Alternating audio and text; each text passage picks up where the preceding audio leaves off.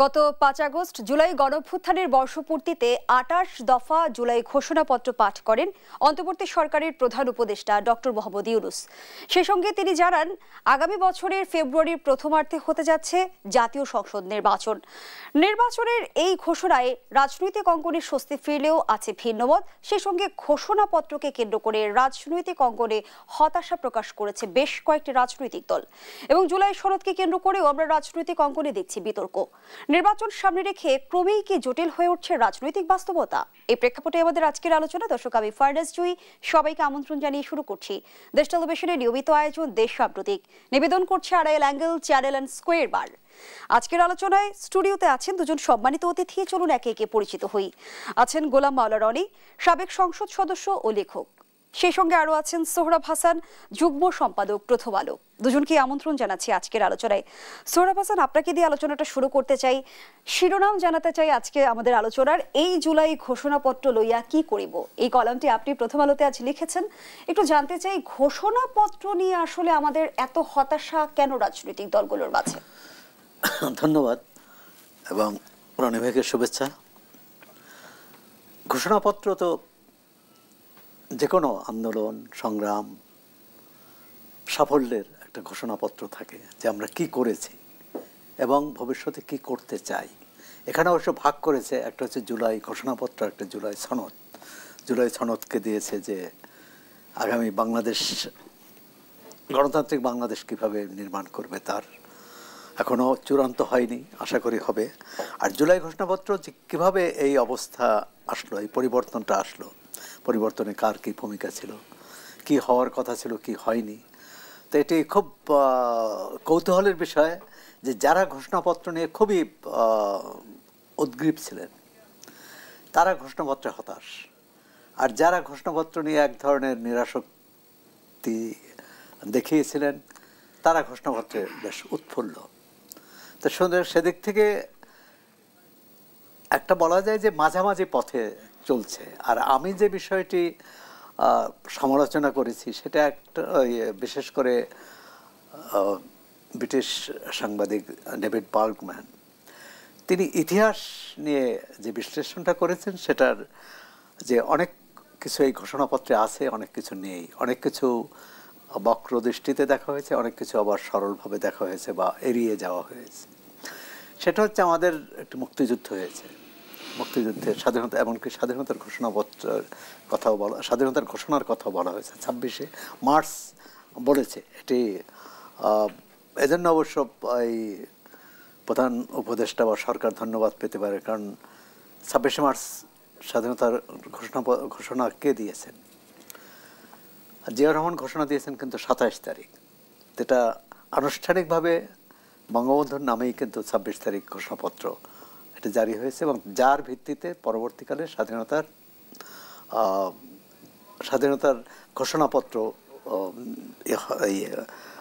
ঘোষণাপত্র জারি হয় ১০ এপ্রিল ১৯৭১ সাল। কিন্তু দেখা গেল যে মুক্তিযুদ্ধের আশা আকাঙ্ক্ষা কেন বাস্তবায়ন হয়নি, সেখানে বলা হয়েছে যে স্বাধীনতার পরে যে সংবিধান রচিত হয়েছিল সেই সংবিধানের কাঠামোগত দুর্বলতা ছিল, পরবর্তীকালে বাকশাল হয়েছে এবং এক লাফে চলে আসলো ৭ই নভেম্বরের সিপাহী জনতার বিপ্লবের মধ্য দিয়ে। এই যে সিপাহী জনতার বিপ্লব বা অভ্যুত্থান, মাঝখানে তো সামরিক শাসন জারি হয়েছে, খন্দকার মোস্তাক জবরদস্তি করে ক্ষমতা দখল করেছে, স্বাধীনতার স্থপতিকে হত্যা করা হয়েছে। এসব এই ঘোষণাপত্রে নেই। থাকা উচিত কি উচিত নয় সেটা নিয়ে বিতর্ক হতে পারে। একটা বিষয় যে যখন ডানপন্থীরাও এটা খুশি হয়নি, বামপন্থীরাও খুশি হয়নি, তখন তারা একটা মধ্যপন্থায় আস্থা রেখেছে, এটা ধরা যায়। কিন্তু তার চেয়েও যেটি বিস্ময়কর ঘটনা, এই স্বাধীনতার ঘোষণাপত্র নিয়ে যে ছাত্র নেতৃত্ব বারবার তাগাদা দিয়েছে, তারা নিজেরা ঘোষণাপত্র দেওয়ার কথা বলেছেন, কিন্তু ওই ঘোষণাপত্রের দিন দেখা গেল তাদের একটা বিরাট অংশ, বিশেষ করে জাতীয় নাগরিক পার্টির ৫ জন নেতা, তারা কক্সবাজার চলে গেলেন এবং পরবর্তীকালে তারা ব্যাখ্যা দিলেন গভীরভাবে চিন্তা করতে এবং হাসনাত আব্দুল্লাহ বলেছেন যে জুলাই ঘোষণাপত্রের প্রতি তার নীরব প্রতিবাদ। হ্যাঁ, একটা নীরব প্রতিবাদ বলেছেন একজন, অন্য দুজন বলেছেন গভীরভাবে ভাবনা। প্রথম হচ্ছে তারা প্রতিবাদটা কিন্তু ঢাকায়ও অন্য একটা সমাবেশ করেও জানাতে পারতেন যে আমরা এই ঘোষণার পত্রের সঙ্গে একমত নয়। তাহলে যে আকাঙ্ক্ষা 1 বছর আগে এই ছাত্র তরুণদের মধ্যে জেগেছিল বা জাতির মধ্যে তারা সঞ্চারিত করতে চেয়েছিল, সেই আকাঙ্ক্ষা তাদের মধ্যে তারাই ধারণ করতে পারছে না। এটি একটি। তাহলে এই ঘোষণাপত্র আমাদেরকে কি দেবে, এই প্রশ্নটাই রাখা। আসলে আমরা সবাইকে নিয়ে যদি চলতে চাই, গণতন্ত্রের যেটা পূর্ব শর্ত, তাহলে মত পথ দল এই বিভাজন বাইরে রেখে বা বিভাজনকে ঊর্ধ্বে রেখে আমাদের সামনে চলার ক্ষেত্রে সবার মানবিক, সবার সাংবিধানিক এবং আইনি যে সুরক্ষা সেটি দেওয়া উচিত। সেটা আমরা কতটা দিতে পারি তার উপর নির্ভর করবে এই ঘোষণাপত্রের ভবিষ্যৎ। ধন্যবাদ জানাচ্ছি জনাব সোহরাব হাসান। জনাব গোলাম মোল্লা রনি 28 দফা সম্বলিত ঘোষণাপত্র পাঠ করলেন প্রধান উপদেষ্টা, এবং এরপর থেকে আমরা রাজনৈতিক অঙ্গনে দেখলাম যে এক ধরনের মিশ্র প্রতিক্রিয়া লক্ষ্য করা যাচ্ছে। যেমনটি অভিযোগ করা হচ্ছে, কেউ বলছে এই ঘোষণাপত্র অসম্পূর্ণ, আবার কেউ বলছে জন আকাঙ্ক্ষার বাস্তবায়ন হয়নি, আবার কেউ অভিযোগ করছে একটি রাজনৈতিক দলের মতামত প্রতিফলিত হয়েছে। কিন্তু আমরা জুলাই আন্দোলনে যাদের অগ্রগামীদের ভূমিকায় দেখেছি, তাদের কৃতিত্ব কি কোনোভাবে উপেক্ষিত হয়েছে ঘোষণাপত্রে? এখানে সত্যিকার অর্থে সোহরাব ভাই যেটা বলেছেন, ধন্যবাদ তাকে। আমি ওটারই একটু কন্টিনিউশন করি। প্রথমত আমাদের যে স্বাধীনতার ইতিহাস এবং মুক্তিযুদ্ধের যে ইতিহাস, স্বাধীনতা এবং মুক্তিযুদ্ধের যে দলিল দস্তাবেজ, এখানে ক্ষয়ক্ষতি এবং একটা জাতি গঠনে 1971-এর যে ভূমিকা, এটার বিশালতা এত ব্যাপক, এত বড় এবং এটা অপরিবর্তনীয়। এই ভূখণ্ড যদি আপনি মানেন, এই পতাকা যদি আপনি মানেন, এই দেশ এবং এই জাতি যদি মানেন, এটাকে আপনার সম্মান এবং মর্যাদা দিতে হবে আপনার পিতামাতার মতন করে। ওই জায়গাটিতে কোনো কিছুর সঙ্গেই তুলনা করা যাবে না। বাংলাদেশের সমস্ত নদ নদী যেভাবে মাইলের পর মাইল, শত শত মাইল প্রবাহিত হয়ে বঙ্গোপসাগরে পতিত হয় এবং সাগরের কাছে নত হয়ে, সাগরের কাছে পতিত হয়েই তার জীবনের সফলতা সে মনে করে। একটা নদীর সবচেয়ে বড় সফলতা যে তার উজান থেকে যে পানি আসে, সে পানি আলটিমেটলি সে সাগরে সমর্পণ করতে পারে, এবং এটা যে নদী করতে পারে সে নদী নিজেকে সফল মনে করে। তদ্রূপ আমাদের এই বাংলাদেশের যত আন্দোলন, যত লড়াই, যত সংগ্রাম অতীতে হয়েছে 71-এর পরে, এবং আগামীতে যত লড়াই সংগ্রাম হবে, ইচ্ছাই হোক অনিচ্ছাই হোক, প্রকৃতির আপন নিয়মে তাদের কাছে 71-এর কাছে তাদেরকে আত্মসমর্পণ করতে হবেই। ফলে এখানে কে রিসেট বাটন চাপলো, কে এটার বিরোধিতা করলো, কে সংবিধান ছুঁড়ে ফেলতে চাইলো, কে রিরাইট করতে চাইলো, আবার সেটাকে কাউন্টার দেওয়ার জন্য কে সেটার ঘোষণাপত্র তৈরি করলো, এগুলো নিয়ে রাজনীতির একজন ছাত্র, আইনের একজন ছাত্র হিসেবে এটার আমি কোনো গুরুত্ব মনে করি না। আমি মনে করি যে 71 তার জায়গাতে আছে, সংবিধান যেটা 71 সালে গৃহীত হয়েছিল ওটা তার জায়গাতে আছে, আর 24-এর যে গণ অভ্যুত্থান, সেই অভ্যুত্থান একটা ভিন্ন প্রেক্ষাপট। এই ভিন্ন প্রেক্ষাপটকে বোঝার জন্য, দেখার জন্য, এটাকে সম্মান জানানোর জন্য আপনার হৃদয় এবং মন এটা গণতন্ত্রে পরিপূর্ণ হতে হবে। এর মধ্যে কোনো ঈর্ষা থাকলে চলবে না, এর মধ্যে কোনো ম্যালিস অ্যান্ড প্রেজুডিস থাকলে চলবে না। আপনি যে এর মধ্যে কাউকে ক্ষতি করার, কাউকে বড় করার দুর্বিসন্ধি আপনার থাকে, আপনার নিজের কোনো অপরাধ, নিজের কোনো দুর্নাম, নিজের কোনো বদনাম এই 24-এর মাধ্যমে আপনি কাটিয়ে ওঠার চেষ্টা করেন, কোনো লাভ হবে না। ফলে কি হলো দেখুন, এই যে 24-এর গণ অভ্যুত্থানটি ছিল একেবারে স্বতঃস্ফূর্ত। এখানে জামাতের লোকজন অনেকে বলার চেষ্টা করছেন যে এটা তারা মাস্টার মাইন্ড, দীর্ঘদিন থেকে তারা এই কাজ করেছেন। ডক্টর মোহাম্মদ ইউনূস বলেছেন এটা ম্যাটিকুলাস। আলটিমেটলি ঘটনা হলো 2014 সন থেকেই বিপুল একটা জনগোষ্ঠী আওয়ামী লীগের যে কর্মকাণ্ড, বিশেষ করে তিনটি নির্বাচনে তারা যেভাবে প্রতারিত হয়েছে, অপমানিত হয়েছে, লাঞ্ছিত হয়েছে, তারা ক্ষোভের আগুনে জ্বলছিল এবং তারা একটা সুযোগ খুঁজছিল। এটা একটা ভলক্যানোর মতো, পৃথিবীর অভ্যন্তরে যেভাবে টকবক করে গলিত লাভা ফুটতে থাকে, মানুষের আকাঙ্ক্ষা আওয়ামী লীগের বিরুদ্ধে একটা প্রতিবাদ যে আপনারা আমাদেরকে ঠকিয়েছেন, মিথ্যা কথা বলছেন, আমরা আপনাদেরকে ভোট দেইনি, আপনারা বলছেন ভোট দিচ্ছেন, আমরা আপনাকে নেতা বানাইনি, আপনারা বলছেন নেতা বানিয়েছেন, আমরা আপনাকে প্রধানমন্ত্রী বানাইনি, আপনি বলছেন প্রধানমন্ত্রী বানিয়েছেন। এই অপমান তার চেয়ে তো বেশি বিপজ্জনক। ধরুন একজন লোক, আমি রাস্তায় হাঁটছি, কথা নাই বার্তা না, এসে বলো যে আমি তোমার বাবা, তো আমাকে সম্মান করো, আমাকে করো, আমার নামে সব কিছু দিয়ে দাও। এটা আমার কাছে যতটা না অসম্মান, তদ্রূপ আমি কাউকে ভোট দিইনি, সে এসে আমার সামনে বলো যে আমি তোমার নেতা, আমাকে মানো, আমার সম্পর্কে স্লোগান দাও। এই কাজটি ক্রমাগতভাবে 10টি বছর আওয়ামী লীগ যেভাবে করেছে, 18 কোটি মানুষের মনের মধ্যে যে বেদনা টকবক করে ফুটছিল, সেই বেদনা। আচ্ছা, আপনি বোঝার চেষ্টা করেন যে কোটা আন্দোলনে ছেলেরা চাকরি চায়, তারা বিসিএস পাস করবে, সরকারি চাকরি করবে। এখন আমাদের দেশে অলমোস্ট সব সেক্টরে চাকরি আছে 10 লাখের মতো বা 20 লাখের মতো সরকারি চাকরি। তো এখানে কোটার চাকরি কয়জন, প্রতি বছর কজন নিয়োগ হয়? 50,000, নট মোর দেন দ্যাট।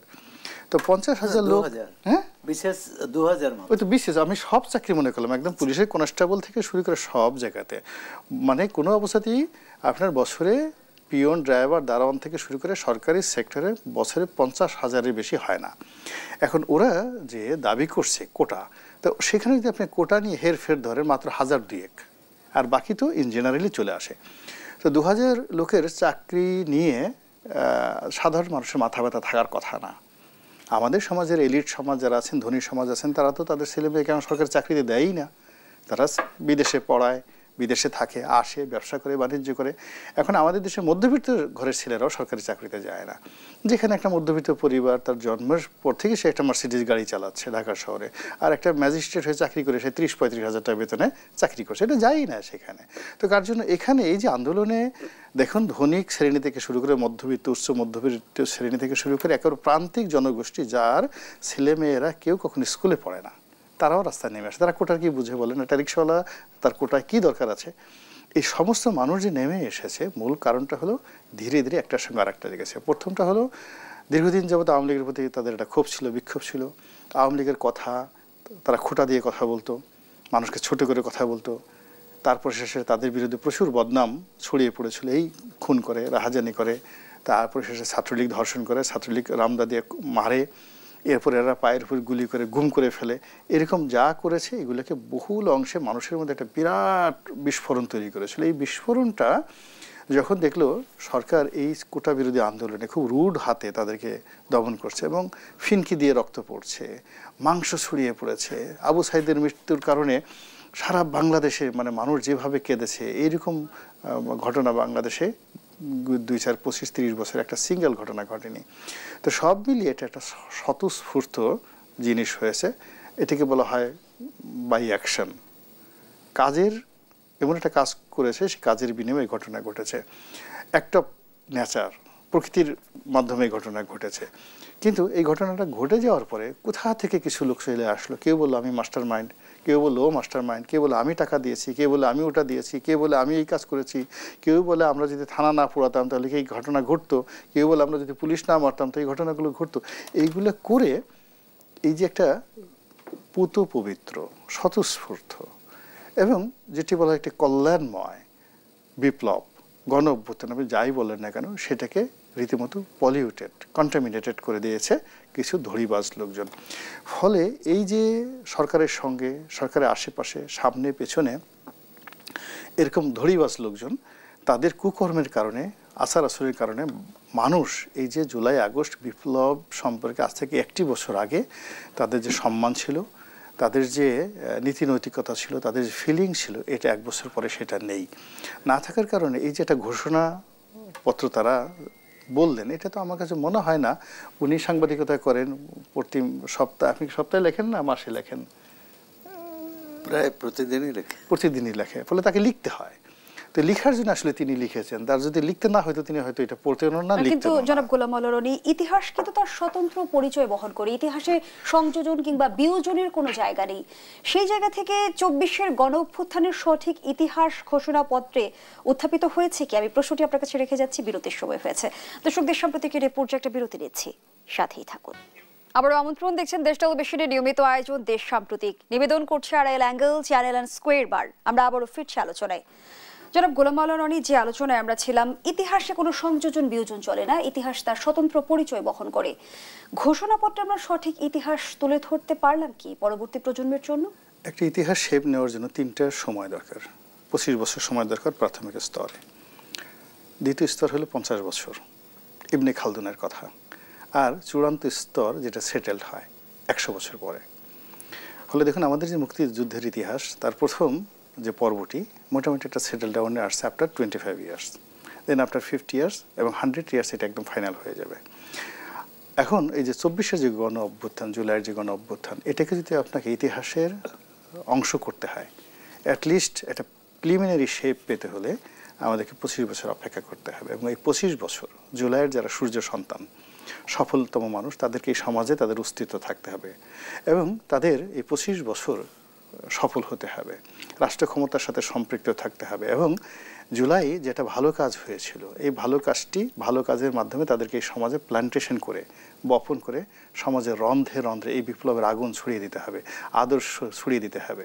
এবং এটা যে আওয়ামী লীগ জমানার চেয়ে ভালো ছিল, শেখ হাসিনার চেয়ে ভালো ছিল, ডক্টর মোহাম্মদ ইউনূসের কর্মকাণ্ড, চিন্তা চেতনা, কিংবা এখন এই জুলাইয়ের যারা আছেন তারা ভার্সেস আমাদের যে মুক্তিযোদ্ধা যারা ছিলেন, মহান বীর মুক্তিযোদ্ধা, বীরশ্রেষ্ঠ, বীরুত্তম, তাদের যে কর্মকাণ্ড, সেই কর্মকাণ্ডের সঙ্গে তুলনীয় এই বিষয়গুলো তাদেরকে এই সমাজে প্রতিষ্ঠা করতে হবে। আদারওয়াইজ আপনি দেখবেন এই বছর, অর্থাৎ গত বছর যা হয়েছে, সেই জুলাই আগস্ট বিপ্লব, অর্থাৎ যদি ধরেন আপনি আগস্ট মাসের 8 তারিখ, 10 তারিখ, 12 তারিখ 2024 সন, সেই সময়টাতে মানুষের যে চিন্তা ভাবনা, আবেগ, ইমেজ যা কিছু ছিল, এটার 5%ও নেই।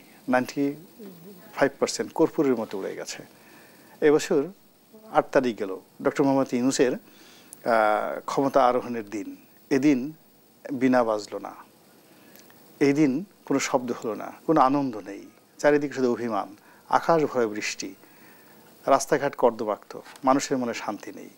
অথচ ঠিক এই একটা বছর আগে we are the happiest man and we are the happiest nation around the world. সারা পৃথিবী অবাক বিস্ময়ে আমাদের দিকে তাকিয়েছিল যে বাংলাদেশের দামাল ছেলেরা একটা বিপ্লব করেছে, এখানে একটা বিপ্লব হয়েছে, এখানে একটা স্বৈরশাসনের পতন হয়েছে। তারা এই গত একটা বছর ধরে আমাদের দিকে তাকিয়েছিল, যেখানে বঞ্চিত মানুষ, শোষিত মানুষ, তারা অবাক বিস্ময়ে আমাদের দিকে তাকাতো এবং ভাবতো আমরা কি করে ওদের মতো হব। কিন্তু আপনার 1 বছর যখন আমাদের সকল কিছু 95% কর্পূরের মতো রয়ে গেছে, বাকি 5% যেটা আছে সেটা নিয়ে বিএনপি একদিকে টানছে, জামাত একদিকে টানছে, এনসিপি একদিকে টানছে, কেউ রাগ করে চলে গেছে আপনার কক্সবাজারে, কেউ যমুনাতে বসে আছে এবং জিদ করে বসে আছে আমি যমুনা থেকে বের হবই না, দেখি আমাকে কে বের করে। তো এই যে একটা অবস্থা, সেই অবস্থা যদি আগামী 1 বছর অর্থাৎ থাকে এইভাবে, তাহলে দেখবেন যে 1%ও থাকবে না। কাজে এটাকে নিয়ে আমাদেরকে এই বিপ্লবের যে আদর্শ, বিপ্লবের যে থিম এবং বিপ্লবের যে অন্তর্নিহিত তাৎপর্য, এগুলোকে ব্র্যান্ডিং করা, মার্কেটিং করা, বাস্তবায়ন করা, রাজনীতির যাকে বলা হয় খোলস থেকে বের করে এদেরকে বাস্তবতায় রূপ দেওয়া রাষ্ট্র ক্ষমতার মাধ্যমে, তাহলেই হয়তো এটা একটা ইতিহাস তৈরি করবে। আদারওয়াইজ এই পৃথিবীতে বহু ঘটনা ঘটে, তারা ইতিহাসে হারিয়ে যায়, সময়ের বিবর্তনে তাদের কথা মনেও থাকে না। কত মানুষ আসে, কত মানুষ যায়, আমরা এই 18 কোটি মানুষের মধ্যে কজন মানুষকে চিনি? কিংবা আজ থেকে যদি বলা হয় 50 বছর আগে এই ঢাকা শহরে যারা ছিলেন কর্তৃত্ববাদী লোকজন, যারা এই দেশ চালাতেন, আমরা কি তাদেরকে চিনি? 100 বছর আগে শহর যারা চালাতেন, এই শহরের যারা প্রধান ব্যক্তি ছিলেন, ঢাকার নবাব আব্দুল গনিকে কে একজন চিনেন বলেন? খাজা সলিমুল্লাহকে কয়জন এখন মনে করেন? তো আমরা তাদেরকে, আহসানুল্লাহকে আমরা কয়জন মনে করছি না, অথচ তারা সর্বভারতীয় ইতিহাসে কিংবদন্তি ছিলেন। এর কারণ হলো তাদের যে ইতিহাসটা, সেই ইতিহাসের ধারাবাহিকতা তারা রক্ষা করতে পারেনি। আবার এখন ধরেন আওয়ামী লীগের কথা বলা হচ্ছে, বিএনপির কথা বলা হচ্ছে, তাদের অবস্থা একই হবে তারা যদি তাদের এই ধারাবাহিকতাটা রক্ষা করতে না পারে। কাজে ইতিহাস যদি সৃষ্টি করতে হয় এনসিপিকে, ডক্টর মোহাম্মদ ইউনূসকে, তাহলে তাদেরকে প্রতিযোগিতা করতে হবে, বিএনপির সঙ্গে প্রতিযোগিতা করতে হবে, জামাতের সঙ্গে করতে হবে, আওয়ামী লীগের সঙ্গে করতে হবে, এবং প্রচলিত যে রাজনৈতিক চিন্তা চেতনা ধ্যান ধারণা রয়েছে সেইগুলোর বিরুদ্ধে যুদ্ধ করে তাদেরকে নতুন একটা আইডিওলজি প্রতিষ্ঠা করতে হবে, যেভাবে ভ্লাদিমির লেনিন করেছিলেন, স্ট্যালিন করেছিলেন, ট্রটস্কি করেছিলেন। এবং রাশিয়া ফেডারেশন, সোভিয়েত ইউনিয়ন ভেঙে গেছে, কিন্তু আদর্শ এখনো মরেনি, কার্ল মার্কস এখনো মরেনি। তো এই যে জুলাই আগস্টের যে বিপ্লব, এটার যে পেপার থাকতে হবে, ডকুমেন্ট থাকতে হবে, এবং এটার জন্য আরো অনেক কিছু করতে হবে যেটা এখন পর্যন্ত শুরু করা হয়নি। শুরু করার আগেই এখানে এমন কিছু ঘটে গেছে, ফলে কি হচ্ছে, এটার অস্তিত্ব নিয়েই আগামীতে আমাদের অনেক কিছু নতুন করে চিন্তা ভাবনা করতে হবে। গতকাল 1 বছর পূর্ণ হলো অন্তর্বর্তী সরকারের। অন্তর্বর্তী সরকার কি শুধুই আমাদের হতাশা আমাদের মুখোমুখি করেছে? যেমনটি আপনি বলছিলেন যে 1 বছর আগের যে বাস্তবতা, 1 বছর পরের বাস্তবতা আকাশ পাতাল পার্থক্য। সরকারের অর্জন কি দেখেন, সফলতা কি দেখেন? সরকারের আসলে কোনো অর্জন দরকার নেই। মূল ব্যাপারটা হলো যে সরকারটা যে সময়টাতে এসেছে, এই সময়টাতে এসে ভালো কোনো সলিউশন ছিল না। অর্থাৎ আপনি যদি if you do not be ungrateful, আপনি যদি অকৃতজ্ঞ না হন, তাহলে একবার একটু হৃদয়ে হাত দিয়ে দেখেন যে 2024 সনের আগস্ট মাসের 8 তারিখে আমাদের কাছে আসলে ডক্টর ইউনূসের চাইতে বিকল্প কোনো ব্যক্তির নাম ছিল না, আমরা কল্পনাই করতে পারিনি। কিংবা ওনার সঙ্গে সঙ্গে যারা আসছেন তাদের বেশিরভাগ লোকই আমাদের পরিচিত, কাজেই আমরা তাদেরকে মেনে নিয়েছিলাম, তাদেরকে চেয়েছিলাম, এবং তারা এসেছেন। এটা এক পার্ট।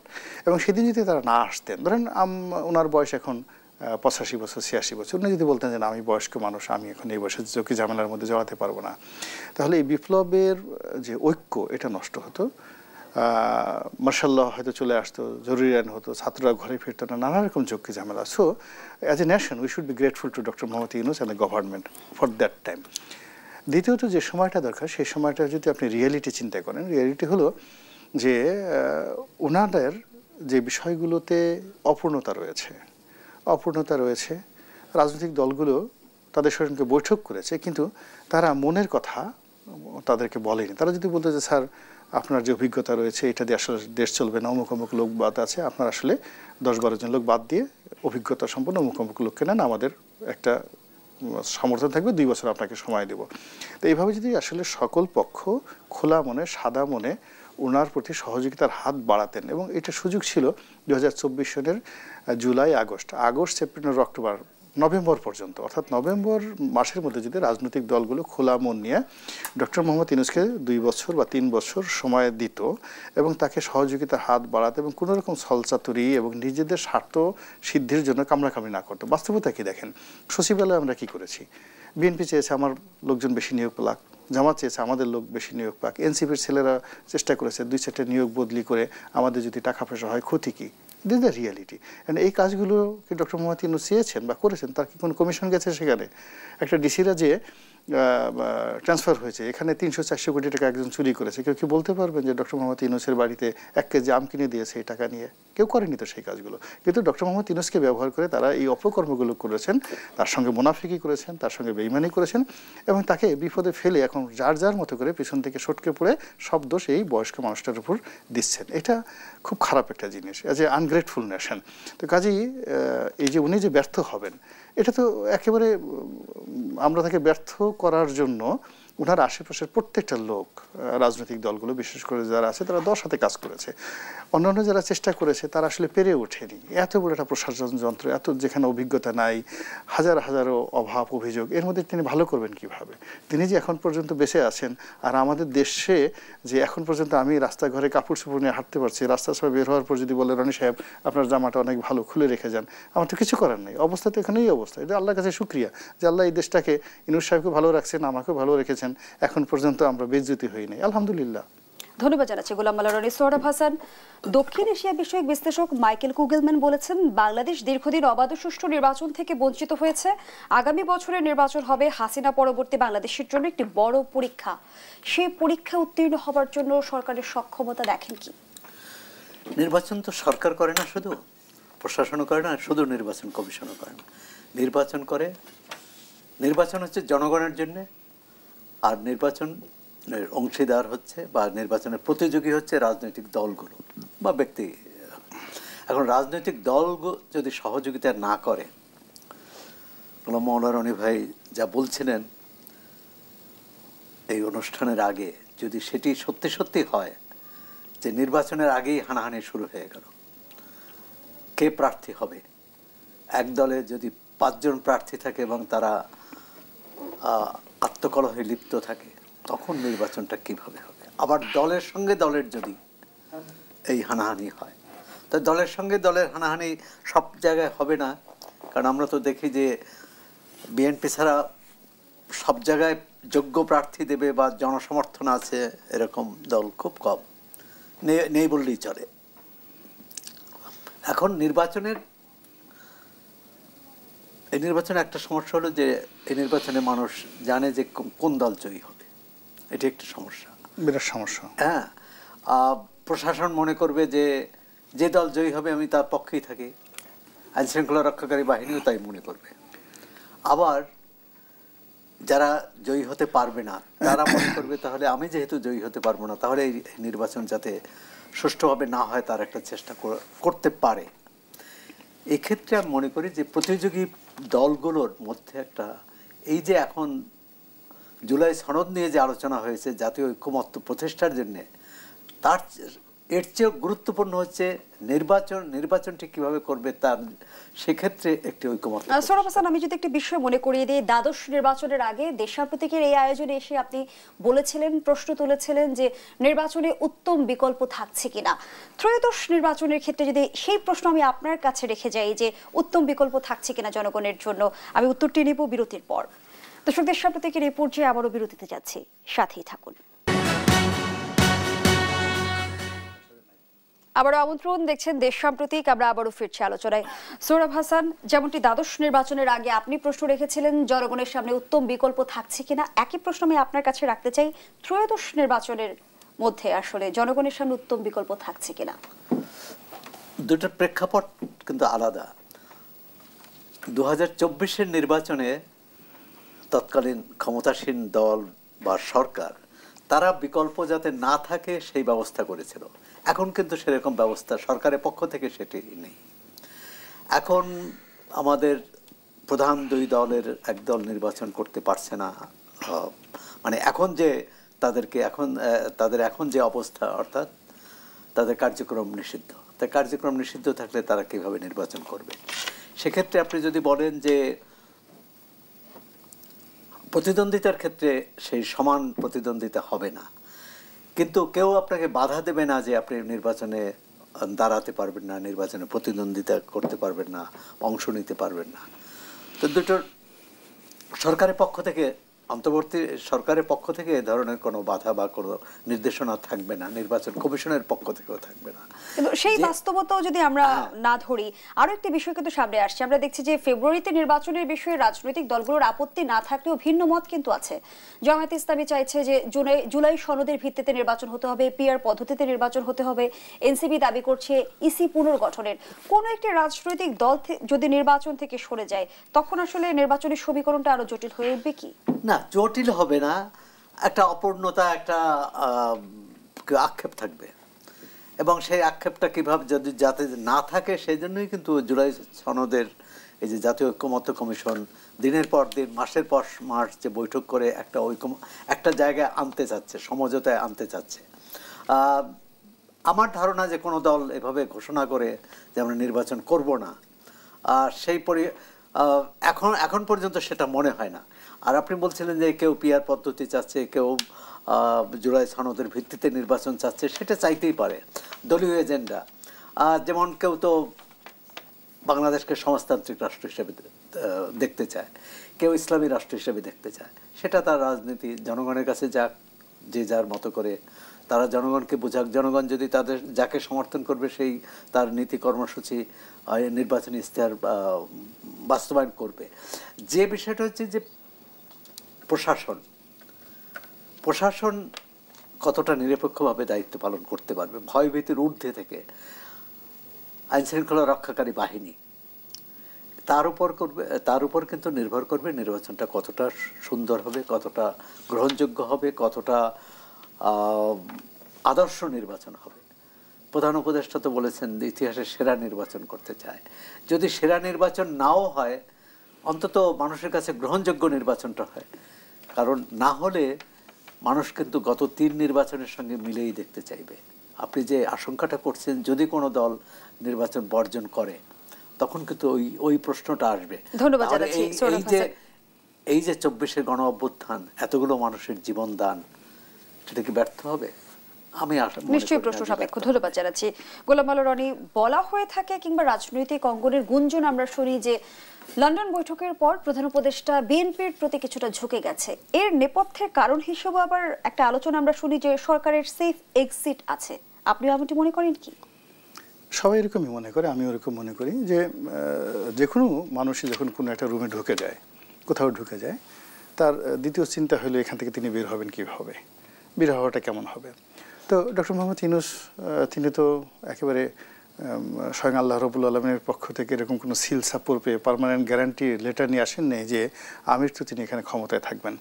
ফলে একটা নির্দিষ্ট সময় তাকে যেতে হবে এবং যাওয়ার জন্য তাকে অবশ্যই নিরাপদ একটা সেফ এক্সিটের কথা ভাবতে হবে এবং সেক্ষেত্রে বিএনপির চাইতে নির্ভরযোগ্য, বিএনপির চাইতে যাকে বলা হয় বিশ্বস্ত এবং নিরাপদ সেফ এক্সিট সঙ্গত কারণেই ডক্টর মোহাম্মদ ইউনূস অন্য কারোর মধ্যে দেখতে পাচ্ছেন না।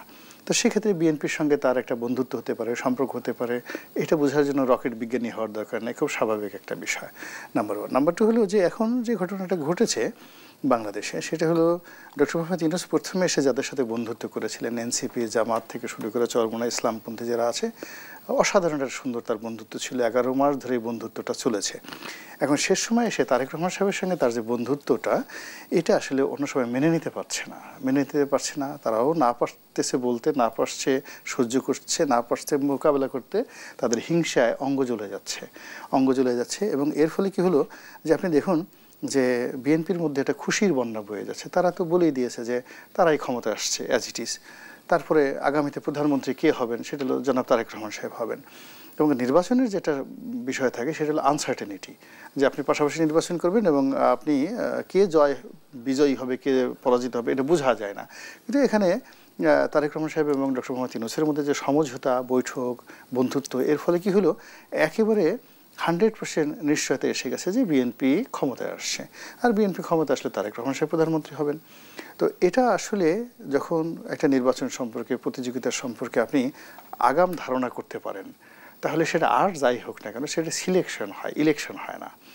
তো যেহেতু এটা ইলেকশন, ওইভাবে আমরা সবাই ধরেই নিয়েছি যে এখানে বিএনপির পাশে কেউ দাঁড়াতে পারবে না, প্রতিযোগিতা করতে পারবে না। তারেক রহমান সাহেব শতভাগ নিশ্চিত, মানে আকাশ থেকে যদি আলাদা কোনো সুনামি না হয়, বজ্রপাত না হয়, কিংবা উল্কা ঝড় না হয়, তাহলে তারেক রহমান সাহেবের প্রধানমন্ত্রী হওয়া কেউ ফেরাতে পারবে না। তো সেক্ষেত্রে আমার কাছে মনে হচ্ছে যে তারেক রহমান সাহেবের যারা বিরোধী পক্ষ রয়েছে তাদের একটা সমঝোতা করা উচিত, আইদার ডক্টর মোহাম্মদ ইউনূসের সঙ্গে বিএনপির সঙ্গে, যে ঠিক আছে জনাব আপনি প্রধানমন্ত্রী হবেন, আপনি সংসদের সংখ্যাগরিষ্ঠ পাবেন, আমাদেরকে কিছু দেন, অসুবিধা কি? আমরা তো এমনি এখন ডক্টর মোহাম্মদ ইউনূসের কাছে অনেক কিছু চাচ্ছি এবং তিনি আমাদেরকে দিচ্ছেন, তো আপনি আমাদের কিছু দেন। এভাবে সমঝোতাটা হলে কি, এমনি তো সিলেকশন যদি হয়ে যায়, সমঝোতা হলে পার্লামেন্টটা অনেক সুন্দর হবে আর কি। এবং শেখ হাসিনা শেষের দিকে যে কাজগুলো করেছেন, তিনিও তো সমঝোতা করে কাজ করেছেন। ইউনূস সাহেবকে কিছু দিয়েছেন, মেনন সাহেবকে কিছু দিয়েছেন, সবাইকে দিয়েছেন, জাতীয় পার্টিকে কিছু দিয়েছেন, আবার তাদের মধ্যে বিরোধ হয়েছে, এগুলো আবার নিষ্পত্তি করে দিয়েছেন। হয় কি, বাংলাদেশে যে কোনো একটা কুপ্রথা, এটা একবার চালু হলে না, এটা বন্ধ হয় না। তো আমাদের এখানে ঘাড়ের উপর যেভাবে 2014 সনের একটা বিনা ভোটের নির্বাচন সিল পড়ে গেছে, আমরা তো মোরাললেস শেখ হাসিনা অপকর্ম করেছেন, কিন্তু আমরা তো মেনে নিয়েছি। আমরা তো তার দায় আমাদের, মানে যারা হয় কি অন্যায় যে করে আর অন্যায় যে সহে, উভয় তো সমান অপরাধী। তো আমরা তো ওনার যে বিনা ভোটে নির্বাচন মেনে নিয়েছি, রাতের ভোটে নির্বাচন তাও মেনে নিয়েছি, আমিডামি নির্বাচন মেনে নিয়েছি।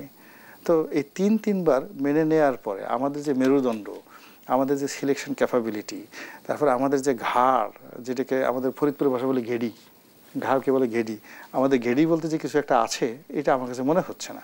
তো সেক্ষেত্রে বিএনপির সাথে যেভাবে ডক্টর মোহাম্মদ ইউনূস সমঝোতা করেছেন, বন্ধুত্ব করেছেন, অন্যান্য রাজনৈতিক দলগুলো যদি ওইভাবে সমঝোতা করেন, তাহলে ওই যে একটা গান আছে না, ওম শান্তি ওম, তাহলে আমরা একটা শান্তির পথে যেতে পারবো। এবং এই শান্তি ছাড়া এখানে আসলে বিএনপির হাতে এখন যে ক্ষমতা, ডক্টর মোহাম্মদ ইউনূসের হাতে যে ক্ষমতা, এবং দুটো বৃহৎ শক্তি একত্র হয়ে গেছে, রাশিয়া এবং আমেরিকা যদি এক হয়ে যায়, এখানে বলেন তো ইউক্রেনের কি করার আছে? কিচ্ছু করার নেই। দুজনকে অসংখ্য ধন্যবাদ জানাচ্ছি। আমরা আমাদের আয়োজনের একেবারেই শেষ পর্যায়ে দর্শক শেষ করছি দেশ সাম্প্রতিকের আজকের আয়োজন।